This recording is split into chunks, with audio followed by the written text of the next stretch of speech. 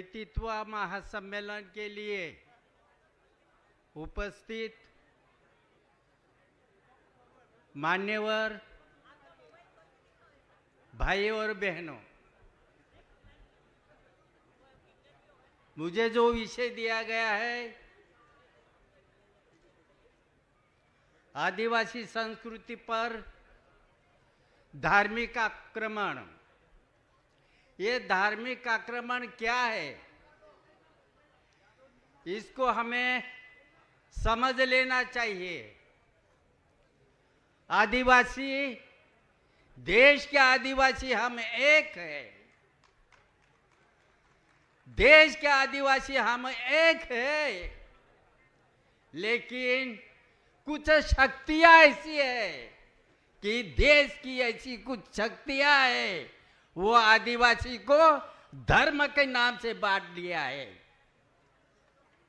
देश में हम नजर डालेंगे, देश में अगर हम नजर डालेंगे, कोई हिंदू बन गया है आदिवासी, कोई मुसलमान बन गया है, कोई क्रिश्चियन बन गया है, और सिर्फ बन गया ऐसा नहीं, उनके ऊपर धार्मिकता,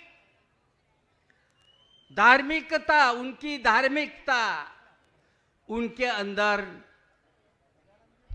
डालते हैं और वो उनका हो जाता है। जो आदिवासी अपन बोलते हम आदिवासी मूल निवासी, वो आदिवासी मूल निवासी अलग अलग संस्कृति के प्रभाव में आज भी जी रहा है। उस प्रभाव से बाहर निकालने के लिए हमारी कोशिश है, आदिवासी एकता परिषद की कोशिश है। हम आदिवासी पुराने जीवन में देखते हैं, अगर कोई हमारे पास, हमारे घर मेहमान आया तो हम उनको अभिवादन करते हैं।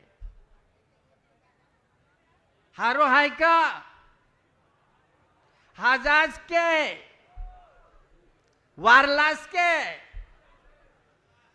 इस प्रकार के हम यह करते हैं, लेकिन ये अभिवादन कहाँ गया? हमारे आदिवासी भूल गए हैं। हमारा जो आदिवासी है, हमारा जीवन चरित्र ये भूल गए हैं। तो हमें याद रखना चाहिए, इन प्रभावों से अगर हम सीधे सीधे आक्रमण करें न उनको खींचे, तो वो हमारा आदिवासी हमारे ऊपर नाराज हो जाएगा। हमने देखा है, आदिवासी है, ये डांग जिले में क्या हुआ? डांग जिले में क्रिश्चियन धर्म पर एक हिंदू धर्म ने आक्रमण किया, इसने पत्थर फेंका, घर उजाड़ा। ये कौन थे? पत्थर फेंकने वाले भी आदिवासी थे, जिनका घर उजड़ा वो भी आदिवासी थे। हमारे आदिवासी आज धर्म के नाम से बट गए हैं और उनकी संस्कृति आत्मसात करके जी रहे हैं। हमारी संस्कृति मानवीय संस्कृति है, प्रेम विश्वास की संस्कृति है। हम धर्मपूर्व लोग, आदिवासी मूल निवासी, तब से हम आदिवासी, क्यों, कौन से आदिवासी को हम आदिवासी कहते हैं? जब मानव की उत्पत्ति हुई और मानव की उत्पत्ति के बाद ये तब सब लोग आदिवासी थे, सब लोग आदिवासी थे। कोई धर्म का आता पता नहीं था। और फिर यह समाज पर धार्मिक आक्रमण हुआ, आदिवासी को घेर लिया विकास के नाम से, ये शिक्षा के नाम से, स्वास्थ्य के नाम से आदिवासी समाज में गया, उनकी संस्कृति आत्मसात कर लिया और आज वो वैसा जी रहा है। उनको हमको जगाना है। अगर हम हमारी जीवन प्रणाली को अगर देखें तो आदिवासी में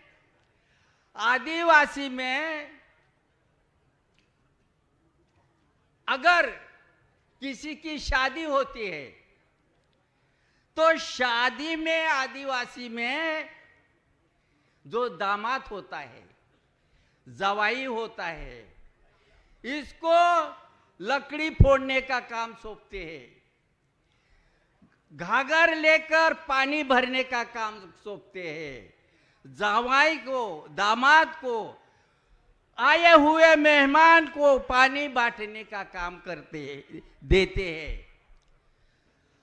वो जवाई लकड़ी, अगर हम किसी घर शादी चल रहे हैं और शादी चल रही है, कोई पानी भर रहा है, कोई लकड़ी फोड़ रहा है, कोई बीड़िया बांट रहा है, कोई पानी बांट रहा है, तो हम समझ जाना ये बांटने वाले, लकड़ी फोड़ने वाले उस घर के दामाद है। अरे एक आधा दामाद ऐसा लोगों के बीच में बैठा है। किसी ने कहा कायरा आखा जो वायला काम करता आणि हे बोट रही हो, मी काय तिंद्रू जो वायलू से काय, वो गुस्सा करता, ऐने उसको काम नहीं दिया, इसलिए वो जवाई गुस्सा कर रहा है। इसका मतलब हमारे बीच में श्रम का मूल्य है, मेहनत का मूल्य है। और दूसरी जमात में शादी की पंगत होते हैं, पहली लाइन में नहीं बैठने दिया तो वो जवाई गुस्सा करता है। तो हमारा आदिवासी ये मेहनत कश है, ये फोकट खाने वाला नहीं है, ये हमारे बीच की परंपरा है। और ये परंपरा को हम भूल गए हैं। आदिवासी के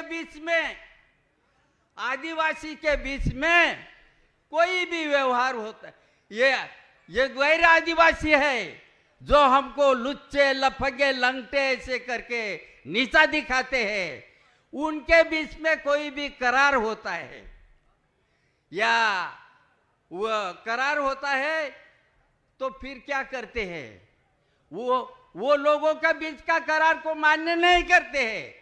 वो करार होता है, तुरंत वो स्टैंप मंगवा लेते हैं और उसमें सिग्नेचर करते हैं। लेकिन आदिवासी का ऐसा व्यवहार नहीं है। आदिवासी का अगर वो गिरवी, ये खेत भी गिरवी करना हो या कुछ बैल भी भाड़े से देना हो तो वहां पर स्टैंप लेकर लिखते नहीं। आदिवासी में तेरा विश्वास मेरे ऊपर, मेरा विश्वास तेरे ऊपर, बस हो गया। हम इंसान पर विश्वास करने वाले लोग हैं। हम वो इंसान हैं। जरा हमारे गांव में, खेत में किसी किसान का क्या खेत अधूरा रह गया हो तो गांव में बोल देता है वो किसान, आज मेहपा लहाउजू, यानी क्या, मेरे खेत में लहाउजू मतलब मदद के लिए आओ। तो दूसरी दिन सुबह से आदिवासी किसान अपना हल लेकर उसके खेत में चले जाते हैं और एक ही दिन में वो खेत नांगर देते हैं। तो ये नांगर देते हैं तो फिर वो जो खेत हल चलाने वाले लोग हैं वो उसका भाड़ा नहीं मांगते, उसका किराया नहीं मांगते, लेकिन जो समाज हमको गालियां देता है, वो समाज जो गालियां देता है, वो अगर खेत में गए तो शाम को उसकी मजदूरी मांग लेते हैं। तो हमारे बीच में सहकार्य की भावना है, मानवता की भावना है। ये भावना को हम ये करना चाहिए। और एक उदाहरण देता और मैं शादी का, जो हमारे तरफ भील जमाती में शादी होती है, तो शादी होती है, वो गिफ्ट देते हैं। हमारा प्रधान होता है, पानी दे, जो प्रधान होता है, वो शादी में वो गिफ्ट या आहेर बोलते हैं हमारी सर, आहेर बजाता है। तो वो कहता है, देखा पंचवन वर्गावाला रुमाल्या नाईक बहिणी करत 150 रुपयानी साडी लिवणार, कबूल। और कबूल ऐसे बैठे हुए लोग कबूल ऐसे उच्चार करते हैं। उच्चार करने के बाद में वो आहेर को स्वीकारा जाता है, उसको टीका लगाकर उसको स्वीकारा जाता है।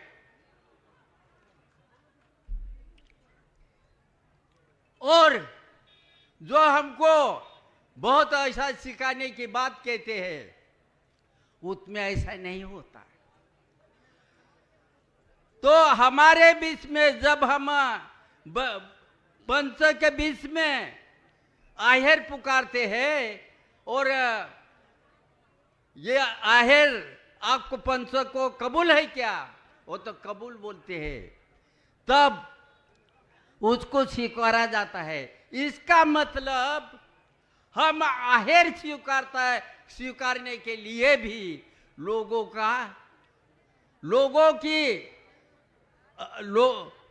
को पूछ के, लोगों की हाँ होती है, तभी वो आहेर स्वीकारते हैं और उसको टीका लगाते हैं।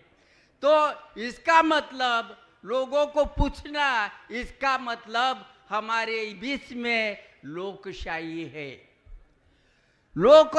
है और उनके बीच में हुकुमशाही है। वो हुकुमशाही ऐसा होता है, वो बामन शादी के इसमें क्या बोलता कुछ समझता नहीं और वो शादी करता। तो इस तरह से हमारे जीवन में बहुत सारे जीवन मूल्य हैं और वो जीवन को हम बचाते हैं।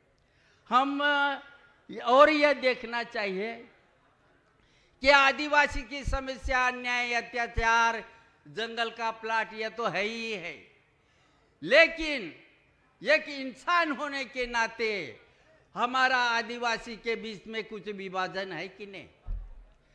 जब हम रैली निकालते हैं तो ऐसा नारा लगाते थे हम, एक तीर एक कमान, आदिवासी आदिवासी एक समान। क्या बोलते थे? एक तीर एक कमान, आदिवासी आदिवासी एक समान।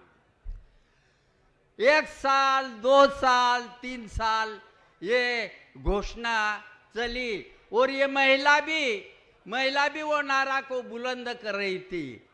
फिर किसी महिला को मन को दिखा, ऐसा लगा ये तो हमारा महिलाओं का आत्मसम्मान का कहाँ दिखता है, हमारा आत्मसम्मान नहीं दिखता है इस नारे में। तो ये एक तीर एक कमान कहते कहते ये महिला ने नारा लगाना शुरू किया, एक तीर एक कमान, महिला पुरुष एक समान। हम सब समान हैं। जब हम समान हैं तो फिर समानता की लड़ाई हम लड़ सकते हैं। अगर हम में भेदभाव है हम एकता नहीं कर सकते हैं। ये बात हम समझ लेना चाहिए। अभी हम आदिवासी के बीच में भेद नहीं है क्या? आदिवासी के जो जनजातियां है वो जनजातियों में भेद है। तो भेद है, तो ये भेद को दूर करने के लिए भी हमें प्रयत्न करना चाहिए। वो भेद क्या है? वो भेद ऐसा है, तू भीड़ से, तू राठवा से, तू आणखीन कोकण्या से, इस तरह से भील, पावरा, कोकना, दखनी, और मैं उसकी घर की बेटी से शादी नहीं करूंगा, वो मेरी बेटी से शादी नहीं करेगा, और इस तरह से हमारे बीच में जातीय भेदभाव का मानसिकता में है। और हम बोलते हम एक है, और न फिर हमारी बेटी को कोई भगा के ले जाता है या प्रेम से भगा के ले जाता है, तब हम उनके घर पर पत्थरों फेंकते हैं। क्यों फेंकते हैं? हम तो एक से न काय तान करता पत्थर फेंकणं। पण ये भेद को भी हम पहचानना चाहिए। हमारे बीच में जनजातीय भेद होगा, ये भी मिटाना पड़ेगा। और इस तरह से हमको अपनी एकता ये करना पड़ेगा। अगर ये एकता हम इस तरह से नहीं करेंगे, हमारी एकता नहीं होगी। हम सब एक से हम नारा लगाते हैं, तो फिर ये नारा को सफल बनाना हो तो हमारे बीच में आने वाले ये समस्या उसको भी हल करना पड़ेगा।